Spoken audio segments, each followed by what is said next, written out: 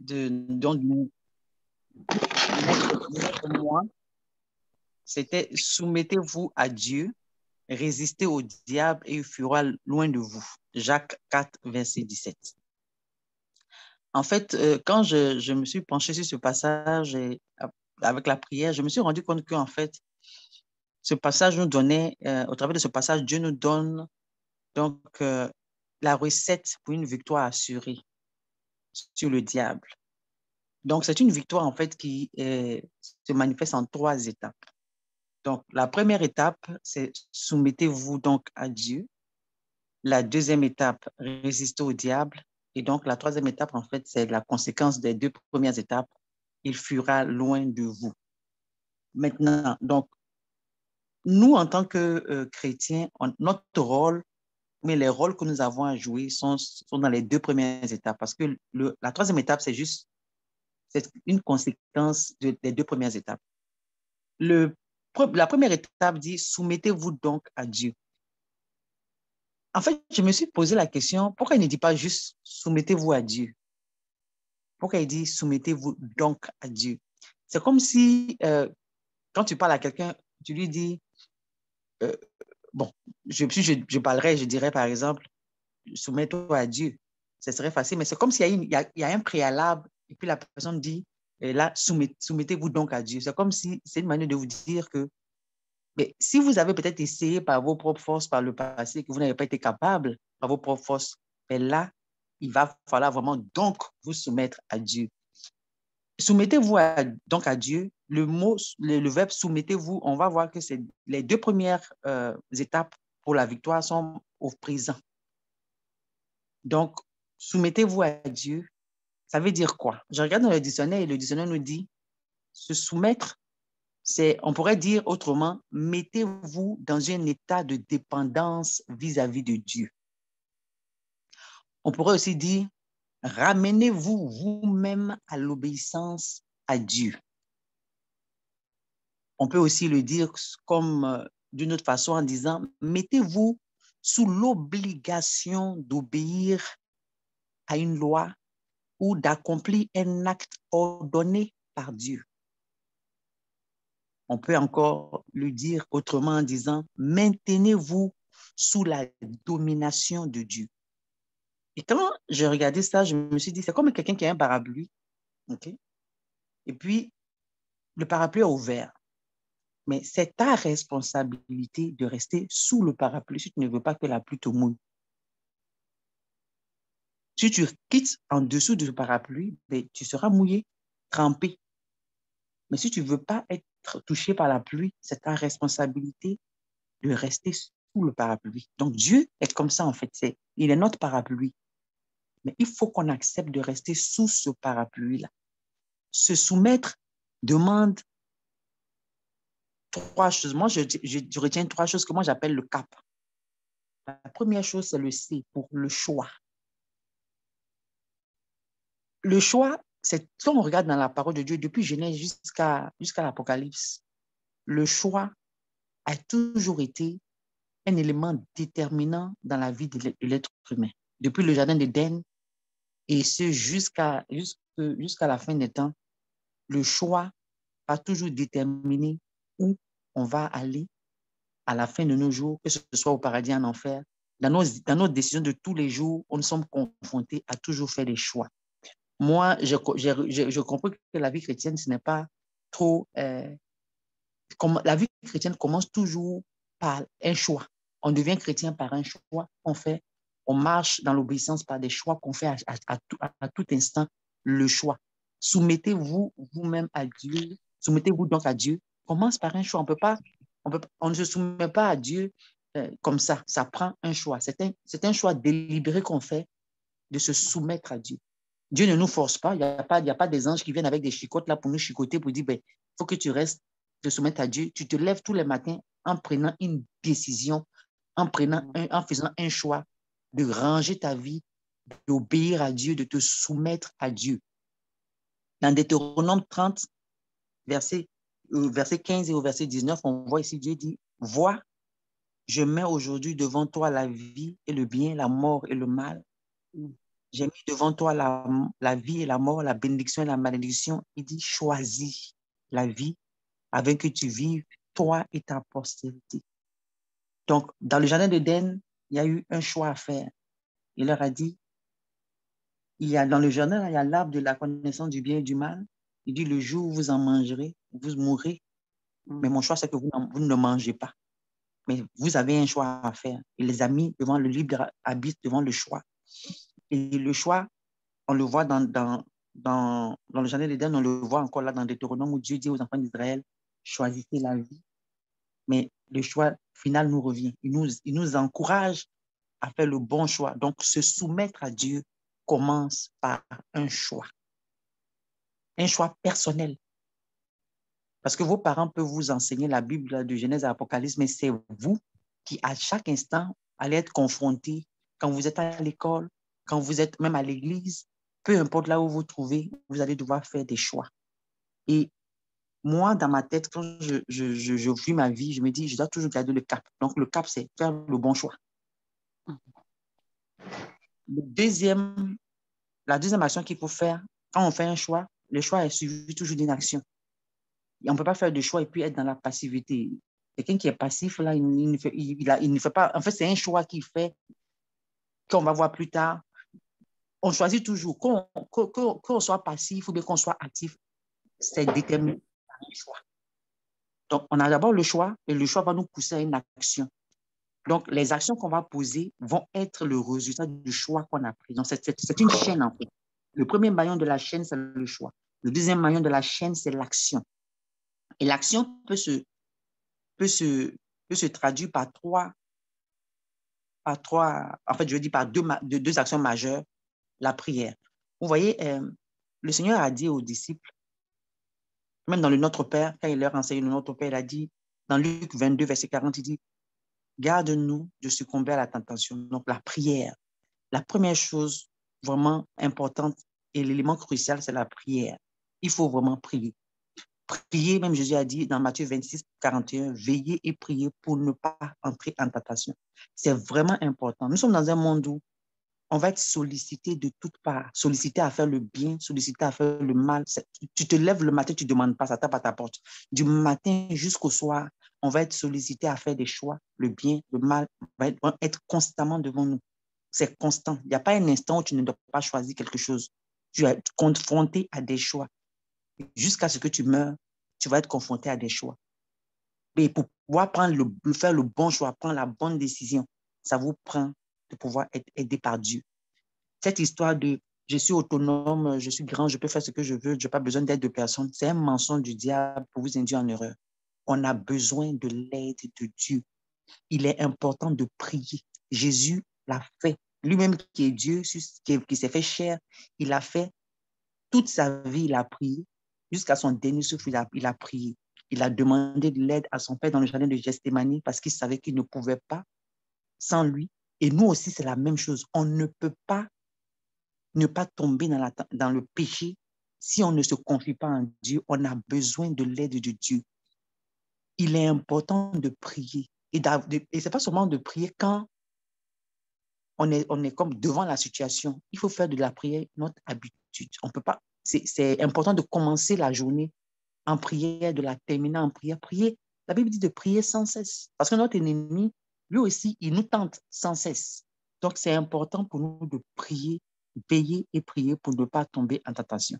La deuxième chose à faire, après la prière, c'est la parole de Dieu.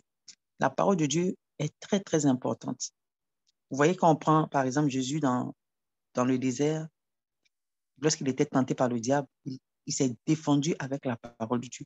Mais moi, en fait, ce que je veux faire ici, se ressortir, ce n'est pas trop de citer la parole de Dieu comme des boulets, là, comme en tout cas, des balles à l'ennemi. Oui, il y a cette dimension-là. Mais il y a aussi la dimension de citer la parole de Dieu pour nous-mêmes être affermis dans notre foi. Pour nous-mêmes nous rappeler cette parole-là, pour nous-mêmes grandir dans notre foi. Parce que quand tu es confronté à une tentation, c'est ta foi qui est testée. C'est ta foi qui est testée. Face à toute tentation, c'est ta foi qui est testée. L'épreuve vient tester ta foi pour voir si ta foi est ferme, si elle est vacillante. Donc, à chaque fois que tu es confronté à une tentation, mais tu dois citer la parole de Dieu intérieurement, même verbalement. Pourquoi? Parce que la Bible dit que la foi vient de ce qu'on entend, ce qu'on entend vient de la parole de Dieu. Donc, au fur et à mesure que tu déclares la parole de Dieu face à la tentation, mais en ce moment-là, toi-même, ta foi est solidifiée, ta foi est affermie parce que ta foi grandit. Donc, c'est un processus dans lequel on, est, on nous a enseigné, oui, qu'il faut citer la parole parce que Jésus a cité la parole. Oui, mais le fait de citer la parole là, a aussi une double connotation. Tu cites la parole de Dieu pour pouvoir, oui, contrecarrer l'ennemi, parce que c'est l'épée de l'esprit. La Bible nous dit aussi dans Éphésiens que la parole de Dieu, c'est l'épée de l'esprit, c'est notre arme offensive contre l'ennemi, mais c'est aussi une arme qui vient nous fortifier notre foi. On cite la parole de Dieu pour nous aider, pour bâtir notre foi, pour ancrer notre foi, comment je dirais ça, pour solidifier notre assurance et notre confiance. Le Seigneur l'a dit, ce qu'il a dit est vrai, j'y crois. Et à force de le répéter, même s'il faut le répéter, le même verset là 10 fois au diable, pour lui faire comprendre que je ne vais pas tomber dans cette tentation-là, ok? Mais toi aussi, ça t'aide, ça vient bâtir ta foi, parce que c'est une arme à double tranchant, la Bible dit. Et moi, je vois que ce double tranchant-là, oui, ça fait du mal à l'ennemi, ça atteint notre cible, mais ça nous permet aussi, nous aussi, de pouvoir bâtir et édifier notre foi, parce que la foi vient de ce qu'on entend. Éphésiens 6, 17 et Hébreux 4, 12 nous disent, prenez le casque de salut et l'épée de l'esprit qui est la parole de Dieu. C'est pas si le diable vient te tenter, ok, Jésus, dans toutes les tentations que Jésus auxquelles il a été confronté, ce sont les commandements de la Bible, la parole de Dieu qu'il a cité. Le diable vient te dire, regarde, prends ça, tu sais très bien que ce n'est pas pour toi, tu dis non, il est écrit que je ne volerai pas. Il est écrit que je ne volerai pas. Amen. Tu le dis et tu te le redis, non, il est écrit que je ne volerai pas. Ça te donne la foi que non, la Bible, c'est ce que la Bible dit, c'est ce que Dieu dit. Donc, ma foi, par rapport à cette parole-là, grandit et s'affirme, je ne volerai pas. Amen. Le diable va venir te dire, ben, écoute, cette fille, elle est belle, ou bien ce jeune homme, elle est beau, tu peux aller avec lui. Non, le Seigneur a dit que je ne dois pas forniquer la fornication. Non, ceux qui font ça n'hériteront pas le royaume de Dieu. Je veux que le royaume de Dieu, je ne fornique pas. Il faut citer la parole de Dieu constamment, parce que l'ennemi, vous pouvez être assis là, une image va passer devant vos yeux comme ça. Et alors que l'image passe, le diable vous fait des suggestions qui ne sont pas de Dieu. Mais c'est à vous de prendre la parole de Dieu pour dire non. Le Seigneur a dit, la parole de Dieu a dit. Les sollicitations, les idées, le diable va vous donner des idées. Il sait son travail, pas son temps à vous donner des suggestions pour faire le mal. Parce que tout ce qu'il veut faire, c'est vous éloigner de Dieu le plus possible. Ça, c'est son objectif, ça. Il faut connaître son ennemi. Notre ennemi a un seul objectif. Nous éloigner de Dieu le plus possible pendant notre vie sur cette terre pour finalement nous éloigner de Dieu éternellement dans l'enfer. Satan n'a pas 41 buts. C'est son seul et unique but. Nous éloigner de Dieu. Et quand tu comprends que c'est ce que le diable veut, en ce moment-là, toi aussi, tu te prépares en conséquence. Il n'y a pas de victoire dans une guerre quand on n'est pas préparé. Il faut être préparé. Qu'est-ce que mon ennemi veut? Il veut m'éloigner de Dieu tous les jours pour finalement, ultimement, m'éloigner de Dieu pour l'éternité. Donc, qu'est-ce que je dois faire? Moi, je dois faire le contraire de ce qu'il veut. Je dois courir dans les bras de Dieu tous les jours. Je dois m'attacher à mon Dieu tous les jours jusqu'à ce que, ultimement, je sois avec mon Dieu pour l'éternité. Ça, c'est mon cap. Ça. C'est mon cap. Donc, par rapport à mon cap, je prends la bonne décision. Je prends la bonne action. La bonne action, c'est la prière. La bonne action, c'est la parole de Dieu. La bonne action, c'est de fuir. Pour poser, en fait, avoir des mouvements même qui viennent accompagner notre parole. Ce n'est pas seulement de dire, citer la parole de Dieu, puis tu t'assois là. Citer pas la parole de Dieu. Si c'était le cas, vous voyez, Joseph, la femme de Potiphar l'aurait déshabillé, ok? Elle aurait même violé le jeune homme là, parce qu'il serait arrêté là de la regarder en citant seulement la parole de Dieu. Non, il a dit, pécherai-je contre l'Éternel, mon Dieu? Il a ouvert sa bouche, il a parlé, il a cité la parole de Dieu, mais il ne s'est pas arrêté là. Il a fui. Il a posé une action, il a pris ses jambes à son cou et puis il fuit. Mais vous, les jeunes, par exemple, vous avez des amis qui vous induisent dans le mal. Vous passez votre temps à leur dire, ah, la Bible dit de ne pas faire ça, mais vous êtes avec eux tous les jours. La Bible dit de ne pas faire ça, mais vous êtes avec eux tous les jours. Alors que la Bible nous dit aussi que les mauvaises compagnies corrompent les bonnes mœurs. Fuis-les. Fuis-les. Parfois, pensez que sans ceux-là, vous ne pouvez pas avoir des amis dans le monde. Tout ça sont des mensonges que le diable vous fait croire. Que si tu n'es pas dans tel groupe, tu ne seras pas cool. Si tu n'es pas avec telle personne, tu ne seras pas cool. Ce sont les mensonges du diable pour vous maintenir dans une situation d'esclavage. On peut vivre sans amis. Pour être honnête avec vous, on peut vivre sans amis physiques. Jésus est notre ami. Jésus est votre meilleur ami. Parce que lui, 24 heures sur 24, 365 jours sur 365 jours, il sera toujours avec vous. Là, quand vous criez à lui, il sera toujours là. Vos amis ne seront peut-être pas disponibles pour vous quand vous avez besoin d'eux. Le Seigneur, il est toujours là. Donc, il faut vraiment poser des actions. Il faut vraiment là, vous mettre dans une posture pour pouvoir vous soumettre à Dieu. Se soumettre à Dieu, c'est un choix, c'est une action. Et cette action est composée de 3 éléments, la prière, la parole, et même parfois même faire un mouvement. Ça peut être la fuite, ça peut être s'enfermer, ça peut être ne pas répondre à un. Si vous voyez qu'il y a par exemple une personne qui vous appelle et que vous savez que ce jeune homme-là, par exemple, il te dit qu'il est fan de toi, que c'est toi qui l'intéresse, mais tu n'es pas obligé de prendre ses appels, tu ne prends plus ses appels. Tu ne réponds plus à son téléphone, tu poses une action, tu coupes avec cette personne-là parce que tu sais qu'elle va t'inciter au mal. Il ne faut pas avoir peur de dire aux gens non. Ça là, je ne veux pas, ça ne m'intéresse pas, je ne veux pas. Si tu veux être mon ami, si tu veux marcher avec moi, je ne veux plus ce genre de sujet de conversation, mais je ne veux plus, si je ne veux plus ça. Mais vous, parfois, j'ai l'impression que quand on est jeune, on veut tellement se faire des amis, on suit la masse là comme des moutons. C'est pas comme ça. Vous devez avoir une volonté, vous devez avoir du caractère. Vous croyez en Dieu, posez les actions qui vont avec. Posez les actions qui vont avec. Dans ce monde où on vit, les gens qui sont des gays, les gens qui sont des lesbiennes, les gens qui sont... Ils vivent leur vie et puis ils n'ont pas honte de vivre leur vie. Vous êtes des chrétiens, vivez votre vie et puis affirmez-vous. Amen. Affirmez-vous. Je suis chrétien, ça, je ne fais pas ça. Je suis chrétien, ça, je ne dis pas ça. Je suis chrétien, ça, je ne regarde pas ça. Il faut que les gens sachent que vous vous tenez vraiment pour ça. Il faut faire savoir aux gens que vous vous tenez vraiment pour Dieu. Et le troisième point qui est important, bon, par rapport à la parole de Dieu, je vais revenir à ça pour dire aussi que, vous voyez, la Bible dit que toute parole de Dieu est utile pour enseigner, pour convaincre, pour corriger, pour instruire dans la justice, afin que l'homme de Dieu soit accompli et propre à toute bonne œuvre. Quand vous citez la parole de Dieu, là, vos oreilles l'entendent, ça va vous créer la foi, mais ça va aussi vous corriger. Ça va venir vous convaincre de pécher.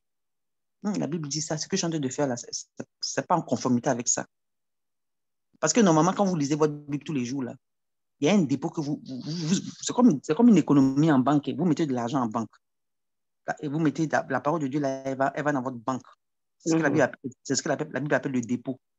Et le moment où vous êtes confronté à une situation, vous allez être étonné comment le Saint-Esprit va utiliser la parole de Dieu pour vous ramener ça à votre mémoire, pour vous donner. Il n'y a pas un chrétien qui va pécher sans que le Saint-Esprit ne lui dise quelque chose. Je suis désolé. On ne pêche pas par accident. Moi, je ne crois pas à ça. On ne pêche pas par accident. Quand on est chrétien de nouveau, on pêche parce qu'on a décidé de désobéir à Dieu. On ne pêche. Le péché par accident n'existe pas quand tu es chrétien. C'est un choix que tu fais de désobéir à Dieu. Parce que si vraiment tu veux collaborer avec ton Dieu, le Saint-Esprit va toujours te dire ça là, c'est pas bon. Il va te dire quelque chose. Il ne va pas te regarder comme ça, de te jeter dans le péché, non. Donc, il faut comprendre que vous avez un choix à faire et vous devez donner de quoi au Saint-Esprit pour qu'il puisse agir. Parce que le Saint-Esprit ne va pas te rappeler quelque chose que tu n'as jamais lu. Il va te rappeler ce que tu lis. Il va te rappeler la parole que tu lis. Donc, c'est important de pouvoir lire votre parole. Prier à tous les jours, lire votre parole.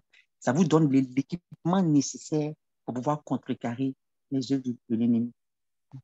Pour pouvoir vous soumettre à Dieu. Pour pouvoir dire oui à la vie, oui à Dieu et non au monde. La prière, c'est pourquoi vous avez, ce qui est bien, c'est que dans ce ministère, on vous donne la parole de Dieu gratuitement. Quasiment à chaque année, vous avez votre lecteur biblique pour vous inciter à lire la Bible, pour vous encourager. Parce que tout ce que vous lisez, tous ces versets que vous lisez là, vous pensez peut-être que j'ai lu juste comme ça pour lire, mais le Saint-Esprit, il enregistre dans votre esprit. Et le jour où vous allez être face à une tentation, c'est cette même parole-là qui va aller puiser dans votre réserve là, pour pouvoir attaquer l'ennemi, pour pouvoir vous rappeler. la parole nécessaire pour le moment opportun. Amen. Amen. Et la Bible dit aussi, en fait, dans le passage de la Bible aussi, ce que je peux dire, c'est qu'il faut persévérer. Vous avez, depuis, moi, je me dis toujours que nous sommes en guerre, nous sommes dans une situation où, tant que tu es sur cette terre, que tu respires, tu vas devoir faire des choix. Tant que tu es sur cette terre, que tu respires, tu vas être confronté à un combat spirituel. Tant que tu es sur cette terre, que tu respires, tu vas devoir faire face à la tentation. Tu veux pas, c'est comme ça. On est sur cette terre, le monde dans lequel on vit est déchu, et donc c'est le lot auquel on doit faire face. On va être tenté jusqu'à la fin de nos jours. Donc, notre ennemi, il est très persévérant. Satan est un esprit. Il va pas... En fait, Satan, il ne meurt pas, en fait, parce qu'il est esprit. Autant Dieu est éternel, autant lui aussi il est éternel. Il est esprit, il va vivre pour l'éternité. Donc, tant aussi longtemps que nous sommes sur cette terre, il faut qu'on se mette dans la pensée que c'est une guerre à vie. C'est un choix à vie que je dois faire. Et on n'a pas besoin de penser à, oh, peut-être dans une semaine, est-ce que je vais être debout? Il faut t'assurer d'être debout aujourd'hui. Amen. C'est ça qui est le plus important. C'est chaque jour. Le Seigneur a dit à chaque jour suffit sa peine. Aujourd'hui, assure-toi que tu te soumets à Dieu. Dans la journée d'aujourd'hui, tu as 24 heures. Sur les 24 heures, tu vas dormir 8 heures. Donc, il va te rester quoi? 16 heures. Pendant les 16 heures que tu es éveillé, là, OK? C'est là que tu dois t'assurer que tu te soumets à Dieu. C'est là que tu dois t'assurer que tu fais les bons choix. C'est là que tu dois t'assurer que tu pries. C'est là que tu dois t'assurer que tu lis ta Bible. Pendant que tu dors, là, c'est vrai que l'ennemi peut venir te tenter dans tes rêves, pas des rêves, là, mais je veux dire, au moment où tu es éveillé, où tu as plein conscience, tu as tous tes sens, là, c'est pendant 16 heures par jour. Donc, pendant les 16 heures par jour, assure-toi de te soumettre à Dieu. C'est une décision à la fois. C'est une décision à la fois. Tu ne peux pas t'asseoir ici, mais n'oubliez jamais, moi je dis toujours aux gens, c'est une décision à la fois qui peut avoir des conséquences. Donc, une décision, tu te lèves le matin, tu prends la décision, je vais prier, je vais lire ma Bible. Quand tu sors le matin et que tu vas aller à l'école, tu vas te confronter, tes amis sont à l'école là-bas, ça va être tout ce qu'ils connaissent le Seigneur, ils vont te proposer des choses, tu as des décisions à prendre. Donc, tu vas prendre une décision après l'autre, jusqu'au soir. Quand tu vas rentrer chez toi à la maison, là, tu vas faire le bilan de ta journée. Toutes les décisions que j'ai prises, peut-être que tu as pris 50 décisions. Dans toutes les décisions que j'ai prises, quelles sont celles qui étaient en conformité avec la volonté de Dieu? Quelles sont celles qui n'étaient pas en conformité avec la volonté de Dieu? Mais normalement, le but, c'est que tu puisses prendre toutes les décisions en conformité avec la volonté de Dieu. C'est possible si à toutes les décisions que tu prends, tu te soumets à Dieu. Si à toutes les décisions que tu prends, tu dépends de lui. Si à toutes les décisions que tu prends, selon les définitions qu'on a lues, là, tu te soumets, tu dépends de lui. Avant de prendre une décision, tu te demandes, est-ce que ça, là, c'est conforme à ce que la Bible dit? Oui. Mais en réalité, si tu fais ça comme ça, à chaque décision que tu dois prendre, quand tu es à la fin de la journée, là, tu vas te rendre compte que ta journée est positive. Tu as eu la victoire quasiment à 100%. Pourquoi? Parce que à chaque décision que tu devais prendre, tu t'es référé à Dieu, à sa parole. À Dieu, à sa parole. Tu es resté sous le parapluie de Dieu. Tu n'es pas sorti là pour aller voir ailleurs. Et ça prend de la persévérance. C'est tous les jours. Jésus a persévéré jusqu'à ce que le diable fuit. Joseph a persévéré jusqu'à ce que lui-même fuit. C'est très, très, très important. Le deuxième point du verset qu'on a lu là, c'est résister au diable. Le mot résister veut dire ne pas céder à. Ça veut aussi dire ne pas s'altérer sous l'effet d'eux. Ça, c'est important, par exemple, parce que ça vient montrer comment, des fois, la nature de quelque chose peut changer dans certaines circonstances. Parfois, je vous donne un exemple, là, on peut être chrétien, bien zélé à l'église, mais quand on est parmi les païens, subitement, notre chrétienté n'est plus vraiment une bonne chrétienté, là, elle devient bizarre. On commence à imiter les gens, on commence à faire comme les gens autour de nous. Ça, c'est parce que quoi, on a été altéré par l'effet du groupe autour de nous, l'effet des mauvaises fréquentations. La Bible dit résister au diable, c'est ne pas être altéré par l'effet de notre environnement. Résister au diable, c'est s'opposer par la force à celui ou à ceux qui emploient des moyens violents. C'est exactement ce que Joseph a fait. La femme de Potiphar voulait abusé de lui par la force, lui aussi, il a utilisé la force pour courir. Il ne faut pas être gentil avec le diable parce que le diable est méchant, il est mauvais. Parce que le diable est violent. Là. La Bible dit que ce sont les violents qui s'emparent du royaume dessus. Il y a des choses dans le moment où il faut être violent. Ma chérie, si tu vois que le jeune homme avait te coincer dans un coin, il veut commencer à te toucher là, tu le tapes. Tu le grattes, tu tapes où il est le plus sensible, là, tu fuis. Il ne faut pas t'asseoir là. Non, je ne vais pas. Non, Seigneur, non. Parce qu'il va profiter de toi dans ça. Là. Tu vois que tu es dans une situation vulnérable. Dieu t'a donné des griffes, des ongles, Dieu t'a donné des dents. En tout cas, du crachat aussi dans ta bouche. Faire quelque chose. En tout cas, ne reste pas dans la passivité pour la. Non, non, il va finir avec toi. Tu le mords, tu le griffes, tu le cognes où je pense. En tout cas, tu lui fais du mal et tu fuis. C'est ça. Parce que les histoires de oh, j'étais là et puis il m'a abusé, il m'a violé. Non, ma chérie, non. Regarde, avant qu'il va te faire ça la guerre, il faut que toi, tu t'es défendu. Tu t'es défendu jusqu'à. Jusqu'à la Bible dit que vous n'avez pas lutté contre le péché jusqu'au sang. Il y a des moments là, il faut vraiment être violent. Il y a des choses qu'il ne faut pas tolérer. Dieu te donne des armes, tu as des ongles, tu as des dents. Utilise tout ce qui est en ton pouvoir pour te défendre. Amen. Et quand tu finis de défendre, là, tu sors de là-dedans, là, tu portes plainte contre la personne. Tu mets la justice dedans. C'est ça. La Bible dit ici, il faut résister au diable, c'est s'opposer à la volonté, à sa volonté, à la volonté. Le diable veut que tu désobéisses à Dieu. Toi, tu dis non, tu ne veux pas faire ça. Il faut s'opposer à la volonté du diable. Il faut le repousser. Il faut lutter pour ne pas succomber à ce qui nous attire et ce qui nous séduit. C'est ça, résister au diable. Ce qui t'attire, là. Tu peux dire non à ça. Non, ça m'attire, mais ce n'est pas l'aventure de Dieu, je ne vais pas là-bas. Amen. Et puis, parfois aussi, je me dis, il ne faut même pas se mettre dans des postures. Tu sais, le diable, il va te tenter quand tu es dans une certaine... Il ne faut pas créer l'environnement, en fait, pour que le diable te tente. Je vais vous poser une question. On va prendre le cas de Joseph et puis la femme de Potiphar. La vérité, c'est que la femme de Potiphar, là, elle a fait ça quand il n'y avait pas des yeux autour d'eux pour les regarder. Quand on y pense bien, là, elle n'est pas là à attraper Joseph en plein milieu de la cour au milieu de tous les comment on appelle ça, là, les autres employés. Elle a attendu un endroit, un environnement où elle était seule à seule avec Joseph pour sauter sur lui. Donc, vous aussi, ayez ça toujours en tête. Ne vous mettez pas dans une situation où vous allez être seul à seul avec quelqu'un, dans une posture bizarre, puis la personne va tirer avantage de ça, justement. Ça fait partie des choix aussi qu'on fait. Je choisis de ne pas me retrouver dans un endroit isolé avec quelqu'un. Je choisis deux. C'est important. C'est important. Les yeux, les gens qui sont autour de nous, les yeux, même des gens qui ne te connaissent peut-être pas, qui sont autour de vous, là.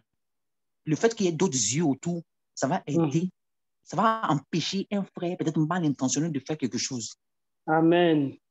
Mais si vous aimez vous isoler, le diable, c'est ça qu'il aime. Quand les gens s'isolent dans un endroit, vous êtes seul quelque part avec quelqu'un, c'est là qu'il va profiter pour vous faire des trucs bizarres.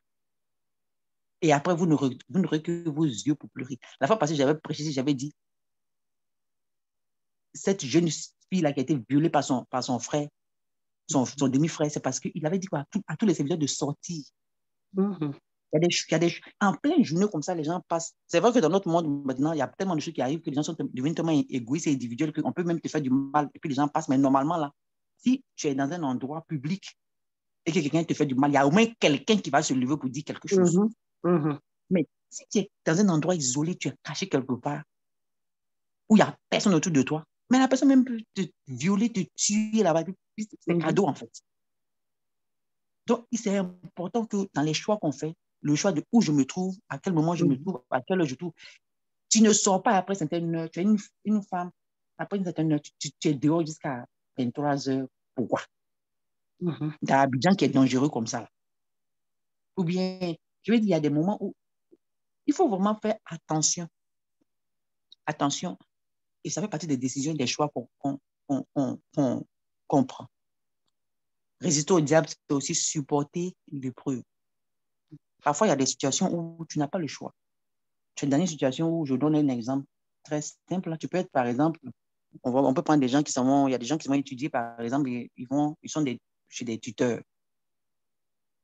Donc, ça veut dire que pendant 9 mois d'école, là, tu vas être chez ton tuteur. Il y a des choses que tu vas peut-être subir là-bas. Tu n'as pas d'autre option. Mais tu vas être là-bas, mais la Bible dit qu'il faut résister. Pendant que tu vas être là-bas, là, l'épreuve, là, il faut la supporter. Il faut résister, il faut prier le Seigneur, il faut te remettre à Dieu. Seigneur, je ne veux pas faire ça. Même si j'ai une proposition indécente, Seigneur, je ne veux pas. Garde-moi, aide-moi. Et puis, quand tu sais qu'il n'y a personne autour de toi, là, tu restes pas dans la maison, toi, tu te sors, tu t'isoles pas, quoi. Tu trouves un moyen, en fait. Et puis, si tu es sincère dans ce que tu fais, dans les actions que tu poses, Dieu va t'aider à t'en sortir. Et quand l'année va finir, eh bien, tu en parles ça, à tes parents. Vraiment, je suis là où je suis là, je ne suis pas bien. La personne où je vis là en train de me faire des propositions indécentes. Il faut ouvrir la bouche, il faut parler, il ne faut pas avoir peur. Parce que l'ennemi, c'est ça qu'il veut. Il nous met dans la peur, dans l'isolement, pour pouvoir justement tirer avantage de nous. La persévérance est importante. Vous voyez, quand David est allé en guerre contre Goliath, d'abord, dans 1 Samuel 17, on voit que on va étudier ce cas-là pour voir un peu comment on peut appliquer le cap, comme je dis. Goliath s'est levé tout le matin pour challenger, en fait, il défiait le peuple de Dieu. Il y avait des soldats qui étaient là, qui avaient de l'expérience en guerre, mais tout le monde était dans la passivité. Ils avaient fait le choix de ne pas se battre. Donc, ils restaient là, ils regardaient Goliath chaque jour, les défier et puis ne faisaient rien. OK? Par contre, quand David est arrivé là, David, lui, il a fait aussi un choix contraire. Il a décidé que ça, là, je ne veux pas laisser passer ça, je veux me battre contre lui. Donc, il a pris un choix. Et après avoir fait son choix, il est allé dans le torrent. C'est bizarre, hein? Il n'a pas pris un caillou. Il aurait pu prendre un seul caillou pour partir. De toute façon, c'est avec un seul caillou qu'il a tué Goliath. Mais il n'a pas pris un caillou, il a pris 5 cailloux. Vous savez pourquoi il a pris 5 cailloux? Parce qu'il s'est dit, peut-être cette affaire-là peut durer plus longtemps que je ne pense. Donc, il s'est armé pour pouvoir persévérer. Il s'est équipé pour pouvoir persévérer parce qu'il s'est dit, si je lance un caillou que ça rate, Goliath, je vais avoir une deuxième pierre pour pouvoir le frapper. Mais il ne s'est pas levé là. Ça fait partie de la sagesse de s'armer. Pour mentalement, il faut que vous soyez armés. Vos 5 pierres là, ce n'est peut-être pas des cailloux que vous allez avoir dans la main, mais il faut que mentalement vous vous armez pour dire qu'on est dans un combat spirituel qui va durer toute une vie. Donc, il faut qu'on soit prêt pour le combat. On fait la décision de combattre l'ennemi, on fait la décision de se soumettre à Dieu, de résister au diable, de toutes nos forces, avec toutes nos capacités, et on se prépare mentalement, on s'équipe pour que ça puisse durer dans le temps. David est parti là-bas, il a pris ses 5 pierres, il était prêt. Il se disait, si une pierre rate Goliath, j'ai une deuxième pierre pour lui. Si ça le rate encore, j'ai une troisième pierre pour lui. Si ça le rate encore, j'ai une quatrième pierre pour lui, et ainsi de suite. Nous aussi, c'est la même chose. Tu lui as dit non aujourd'hui, il est parti, tu lui dis non demain, tu lui dis non après-demain, jusqu'à ce que... Amen. Ce n'est pas une histoire de j'ai dit non, j'ai dit, mais demain, peut-être je vais voir. Il n'y a rien à voir, c'est non encore. C'est non jusqu'à ce que tu rentres dans la gloire de Dieu, c'est non. Satan, je ne veux pas te servir, je ne te sais pas aujourd'hui, je ne te sais pas demain, je ne te sais pas après-demain, je ne te sais pas. Amen. Et c'est comme ça jusqu'à ce que tu rentres dans l'éternité, jusqu'à ce que tu entends le Seigneur te dire, bon et fidèle serviteur. Oh, Seigneur. Aussi longtemps que tu te donnes, en fait, il ne faut pas donner, comme on dit là, il ne faut pas donner la place. En anglais, on dit don't give room. Il ne faut pas donner la place au péché. Quand tu te lèves le matin, tu dis au Seigneur, je vais sortir, je sais que dehors là-bas, je vais avoir des tentations. Aide-moi. Aide-moi, aide-moi vigilant. Aide-moi à pouvoir t'obéir, à pouvoir me soumettre à toi. Et puis, tu t'armes mentalement, puis tu t'en vas. Et quand il te propose, c'est non, c'est non, c'est non, c'est non, c'est non. Vous voyez, je vais vous expliquer une situation qui est arrivée. Moi, j'ai commencé un nouveau travail. Puis, dans le travail, c'est moi qui m'occupe d'organiser les événements. Bon, mon patron m'a dit, il faut faire une activité là faut mettre dans le calendrier une activité pour l'Halloween. Oui. J'étais là, je disais, Seigneur, OK. Mon patron m'a demandé de faire ça, j'ai fait l'activité pour l'Halloween. Il m'a demandé, tu vas être là? Je dis, non, je ne suis pas là. Moi, je ne fais pas l'Halloween. Mais c'est mon travail, tu m'as demandé de faire mon travail. J'ai fait mon travail, mais moi, je ne fais pas l'Halloween, je ne serai pas là. Il était là, ah bon? Je dis non. Non. Mhm. J'ai mon travail et puis j'ai ma vie, à ma foi à moi. À mon travail, tu peux me demander, ce que tu me demandes là, tu peux d'organiser une réunion. C'est une réunion comme toute autre réunion. Maintenant, c'est ce que vous allez faire là-bas. Là. Je ne veux pas aller. Parce que Amen. ça ne me concerne pas. Mhm. Ça va contre à l'encontre de ma foi. Ils ont fait leur réunion, je n'étais pas là-bas. Toutes les autres réunions qu'on fait au travail, j'assiste, je les organise, j'assiste. Là, il m'a dit de mettre ça dans le calendrier, j'ai mis dans le calendrier, il m'a dit envoyer l'invitation, j'ai envoyé l'invitation aux gens. Mais je me suis pas, je lui ai dit que je ne serai pas là. Ah, tu vas venir, tu as dit non, je ne fais pas la Louis, je ne serai pas là. Amen. Il faut, c'est mon patron. Je peux dire, peut-être que je vais perdre mon travail, et puis peut-être que si, peut-être que ça. Non, je ne viens pas, je ne viens pas. Parfois, il faut montrer aux gens que moi, là, c'est là où je suis, puis c'est là que je m'arrête sur les principes de Dieu. Donc, il faut faire la part entre le travail et puis toi-même. Maintenant, si mon travail, c'est d'organiser des réunions, j'ai organisé une réunion. Si on me dit, viens, et puis je me lève et je vais m'asseoir là-bas, en ce moment-là, j'ai un problème. J'ai un problème. Il faut faire la part des choses. Donc, vos amis, là, il y a des choses que vous pouvez faire avec eux, ok, tant aussi longtemps que ça ne va pas à l'encontre de vos principes, à l'encontre de la parole de Dieu, il n'y a pas de problème. Dès que vous voyez que ça va aller là-bas, dites, non, moi, là, ça, c'est mon terminus, je ne vais pas là-bas. Ça, c'est mon terminus, je ne vais pas là-bas. Année après année, ça a été toujours comme ça. Ils font la louange, je ne vais pas. Il y a des choses qu'ils font, je ne vais pas, parce que je me dis, ça ne va pas m'apporter quelque chose d'y aller. Ils font les parties de Noël à chaque année, je ne vais pas. Est-ce que ça m'empêche d'être une bonne collègue, non? Parce que je n'ai pas besoin d'aller aux parties de Noël pour pouvoir dire que j'appartiens à l'équipe. Pour avoir un sentiment d'appartenance. Mon sentiment d'appartenance, c'est dans mon travail. Ce n'est pas en allant danser puis boire avec eux que ça va faire une différence. Non. Donc, il faut vraiment s'armer mentalement. Et là, parfois même, il peut arriver même que vous soyez persécuté parce que vous tenez pour le Seigneur. Mais ça fait partie comment on appelle ça, du prêt à payer. Ça fait partie du prêt à payer. Il faut persévérer. Dans tout ce qu'on fait, c'est toujours ça que je vois. Il y a un choix à faire, il y a une action à poser. Il faut persévérer dans la bonne action qu'on prend. C'est comme ça jusqu'à ce que. La Bible nous dit, la troisième partie du verset, c'est « Il fera l'un de vous ». « Il fera l'un de vous », là, c'est une conséquence aux deux actions, comme j'ai dit. C'est une garantie. C'est une garantie que Dieu nous donne. C'est une promesse de victoire que nous avons. Donc, on ne peut pas commencer puis arrêter en cours de route. Ça doit être aussi notre objectif, jusqu'à ce que le diable fuit. Si le diable vient vers toi comme un homme qui veut te séduire, tu vas persévérer jusqu'à ce que cet homme-là te lâche, qu'il sorte de ta vie. Jusqu'à ce que tu atteignes ton objectif, jusqu'à ce que le diable recule, jusqu'à ce qu'il disparaisse. Quand David est parti se battre avec Goliath, il avait ses 5 cailloux-là. Je vais le taper jusqu'à ce qu'il meure. Amen. Dieu merci, le Seigneur a permis qu'il a économisé ces cailloux-là. Il a tapé une fois que le gars est mort. Mais sinon, c'est comme ça que nous, on doit s'armer jusqu'à ce que. Il y a un frère à Abidjan là-bas qui fait quelque chose que j'aime beaucoup. Au début, quand tu ne le connais pas, tu as trouvé que le frère aussi, il exagère. Mais je trouve qu'il a raison. Par exemple, lui, il a sa voiture. Et dans sa voiture, il a interdit à une femme autre que sa femme de s'asseoir à côté de lui. Amen. Donc, par exemple, quand il prend sa voiture, si vous êtes en groupe comme ça, bon, il y a toujours un frère qui s'assoit à côté de lui, puis les femmes s'assoient derrière. S'il n'y a pas de frère parmi vous, vous allez vous asseoir derrière. La place qui est devant lui, là, ça reste vide. Pourquoi est-ce qu'il fait ça? Vous savez, c'est une manière pour lui aussi de se protéger. Parce que, je vous donne un exemple.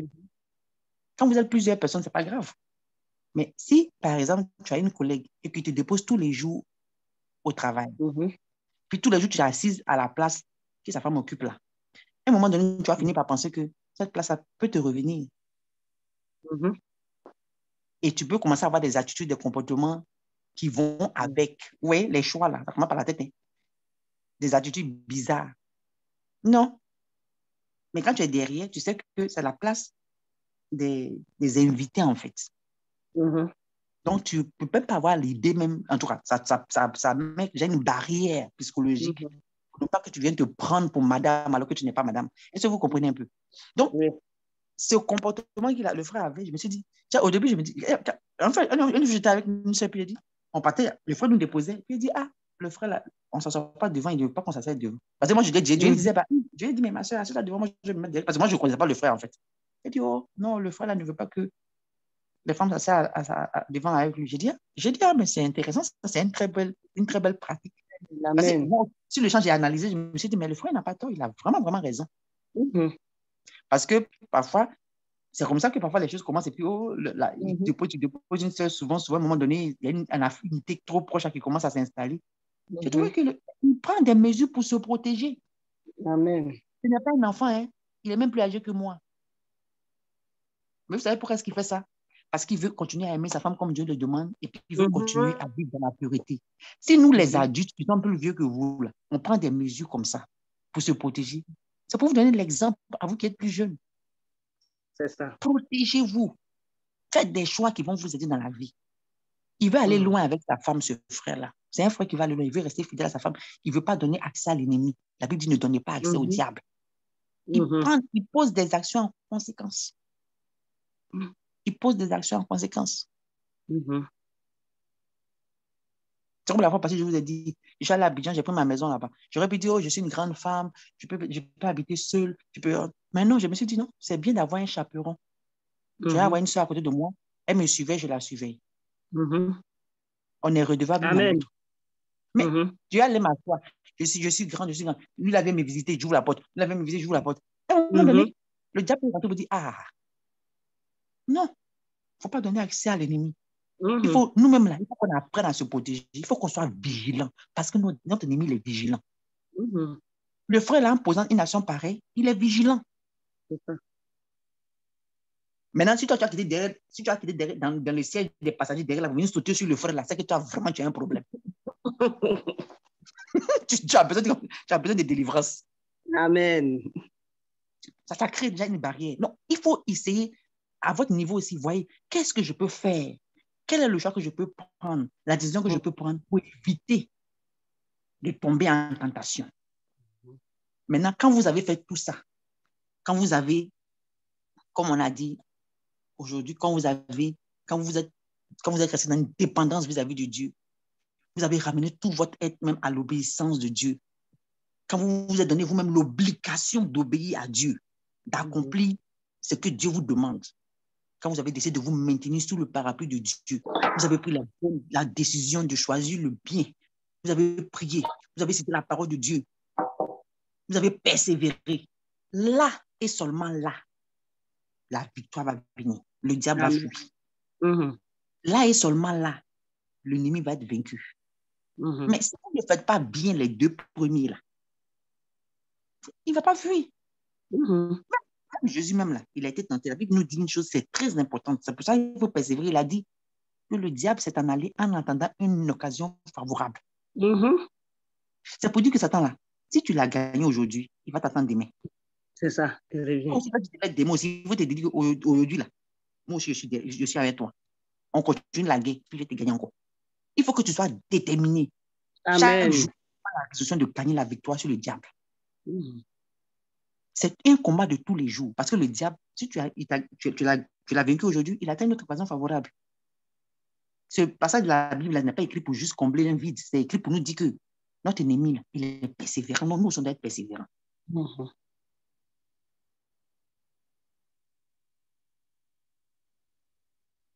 Donc, tout commence par une décision. Il faut toujours garder le cap. La décision, le cap, le choix, l'action, la persévérance. Les trois. Si vous faites ça sur une base régulière, donc tout ce que vous devez prendre comme décision, vous allez voir. Dieu va vous aider et le diable va vraiment fuir l'un de vous. Il y a des choses où l'ennemi sait que quand tu lui fais ça sur une longue durée, à un moment donné, même, il ne sait plus qu'est-ce qu'il va prendre pour te tenter en fait. Parce qu'il s'est dit, ah, j'ai essayé ça, ça n'a pas fonctionné. J'ai essayé ça, ça n'a pas fonctionné. J'ai essayé ça, ça n'a pas fonctionné. Ça. Oui, parce qu'il s'est dit, il faut que toi aussi tu sois comme ça. Tu dis, je t'attends. À gauche, à droite, Et il faut avoir des gens autour de vous. Parce que parfois, il y a des choses même que vous ne pouvez pas voir, mais quelqu'un d'autre va voir. C'est important. C'est pourquoi même Dieu a envoyé les disciples 2 à 2. Parce que être dans une communauté, être avec des gens, c'est aussi bien. S'isoler, ce n'est pas bon. Parler, exprimer vos combats, vos luttes, exprimez-les. Peut-être qu'il y a quelqu'un qui est passé par là avant vous. Moi, j'ai été jeune. J'ai eu 15 ans, j'ai eu 16 ans. On ne se lève pas comme ça, un jour, puis pouf, on a 50 ans. Non. On est passé par ce que vous avez passé, on a vécu ce que vous avez vécu. Moi, parfois, mon fils vient me poser des questions. Il y a des questions qu'il me pose, qu'il ne pose pas à son papa, mais il me pose des questions pareilles. Il me demande, maman, quand tu étais jeune, mais je ne cache pas ça, je lui explique parce que je me dis, c'est le moyen de pouvoir montrer à mon fils que c'est une réalité, en fait. Il y a des combats. Et puis, c'est le moyen de pouvoir. Mais si tu mets ça pour jouer la sainte, comme si j'étais chrétien toute ma vie et puis je n'ai jamais eu de péché. Mon fils, s'il vit des combats, il ne pourra pas me dire parce qu'il va se dire, oh, elle est sainte, moi, je suis un pécheur. Donc, nous aussi, les parents, on ne doit pas avoir peur d'être vulnérables et d'expliquer notre passé à nos enfants, d'expliquer nos histoires à nos enfants. Ça va même les aider. Ah, si ma maman a passé par là, moi aussi, il faut que j'évite peut-être de commettre les mêmes erreurs qu'elle. Ou bien il faut que voilà comment est-ce qu'elle me donne comme conseil pour ne pas que je passe par là aussi. Donc, tous les conseils qu'on vous donne sur cette plateforme, c'est pour vous éviter de vous asseoir et puis avoir des regrets dans la vie. Et si je savais là, on ne veut pas que vous les collectionnez. Amen. Si je savais, comme on dit, si je savais, n'a pas de queue. Si je savais. Pourquoi avoir des si je savais si tu peux éviter ça en fait? Éviter pour que vous puissiez avoir une conscience tranquille. Parce qu'une conscience chargée, vous savez, c'est vrai, Dieu pardonne. Je pense que la personne qui est plus difficile, qui a le plus de mal à se pardonner, ce n'est pas Dieu, c'est nous. Surtout quand tu connais la vérité. C'est quand tu es dans le monde et puis tu ne connais pas. Je ne sais pas pour vous, mais il m'a été beaucoup plus facile d'accepter le pardon de Dieu quand j'étais païenne que lorsque je suis devenu chrétien et puis j'allais pécher volontairement. Parce que tu connais la vérité. Ce n'est pas comme si tu ne connais pas. Donc, quelle excuse que tu as? Tu connais, tu sais que ce n'est pas bon, puis tu t'en as fait. Et puis ça, le diable maintenant pense à t'accuser à chaque fois. Parce que la Bible dit qu'il est l'accusateur. Ne donnez pas des missiles à votre ennemi. Ne donnez pas des armes à Satan contre vous-même. Parce que c'est ce qu'il va faire. Si vous lui donnez une occasion, là, il va prendre ça pour vous condamner. Et ça, c'est pas bien. Puis toujours maintenant, c'est un autre combat. Non. Je suis justifié. Pas son temps à citer maintenant le verset. Non, il n'y a plus de condamnation pour ceux qui sont en Christ. Non, il n'y a plus. Pourquoi? Pourquoi aller passer ton temps à donner des... Tout ça parce que tu l'as donné un missile, en fait. Tu l'as donné une occasion, une opportunité de pouvoir t'accuser. Vivez vos vies pour avoir une conscience tranquille. Vivez vos vies pour ne pas que l'ennemi vienne vous accuser, vous reprocher des choses. Parce qu'il sait qu'il ne peut pas te faire tomber là. Il va maintenant essayer de te rappeler ton passé. Mais toi aussi, comme quelqu'un, il faut lui rappeler son futur. Quand il te dit que tu as fait ça, tu dis Amen. Tu as fini dans les flammes. C'est ça. Oui, j'ai fait, Dieu m'a pardonné, mais toi, tu as fini dans les flammes. Il faut lui rappeler son futur. Parce que c'est ce qui va lui arriver. C'est ça. Ne donnez pas des occasions. Moi, mon désir pour chacun d'entre vous, jeunes, c'est que vous gardiez plus jusqu'au mariage. Amen. Tranquille. Et dans le mariage, que vous soyez fidèles à vos époux et vos épouses jusqu'à ce que la mort vous sépare. Jusqu'à ce que la mort vous sépare. Ça, c'est important. C'est le plus gros cadeau que vous allez vous faire vous-même. Parce que quand vous pensez que quand vos parents vous disent ne pas faire la séparation, ils vont vous empêcher de... Non, c'est un cadeau que vous faites vous-même. Le cadeau d'avoir une conscience pure. Et ça n'a pas de prix. Ça n'a pas de prix. Je me lève, tu te lèves le matin, tu écoutes, tu regardes ta vie. Oui, c'est vrai, tu n'es pas parfait, mais tu as une conscience pure. Tu n'es pas levé volontairement, connaissant la vérité pour aller pécher contre Dieu.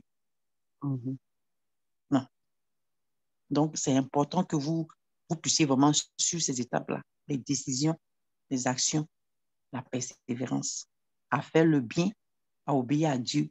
Ça va vous garantir la victoire sur l'ennemi à chaque jour. Chaque jour. Amen. Amen. Donc, on va prier le Seigneur par rapport à à ce partage qu'on a eu aujourd'hui. Seigneur, ta parole est une épée à double tranchant. La Bible dit qu'elle est pénétrante. Alors, je prie que ta parole puisse pénétrer la vie de chacun de ces jeunes, même nous-mêmes qui sommes adultes, que ta parole puisse pénétrer nos vies. Parce qu'il nous reste encore du chemin à vivre sur cette terre avant ton retour ou avant même que la mort nous enlève de cette terre. Seigneur, je prie que tu puisses garder chacun d'entre nous. Seigneur, à faire les bons choix, afin que nous puissions dépendre continuellement de toi à chaque instant, à chaque moment de nos vies. Seigneur, je veux vivre dans une dépendance de ta personne. Je veux que mes enfants, je veux que les frères, les sœurs, nos enfants sur cette plateforme dépendent de toi dans tous les choix, dans toutes les décisions qu'ils vont prendre, qu'ils ne pensent pas qu'ils sont assez grands, qu'ils sont assez adultes, qu'ils ne pensent pas qu'ils ont grandi, qu'ils peuvent être indépendants de ta personne. Je prie vraiment que tu leur donnes de dépendre de toi.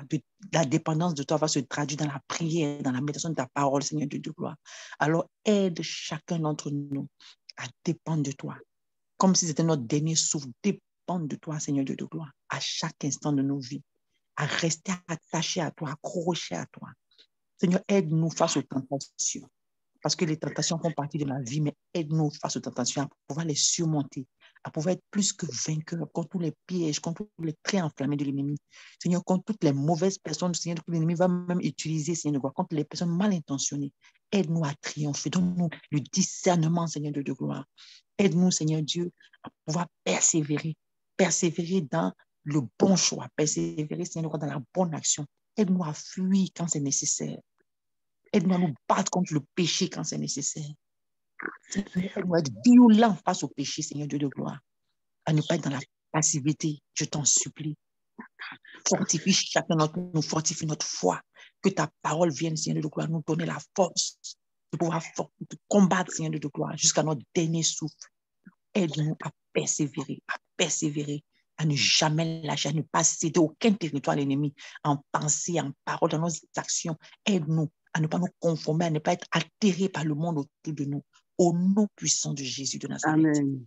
Merci pour la victoire qui est au bout du chemin, que tu nous assures, qui est une promesse, qui est une garantie. Mais aide-nous à faire notre part. Au nom de Jésus de Nazareth. Amen. Amen.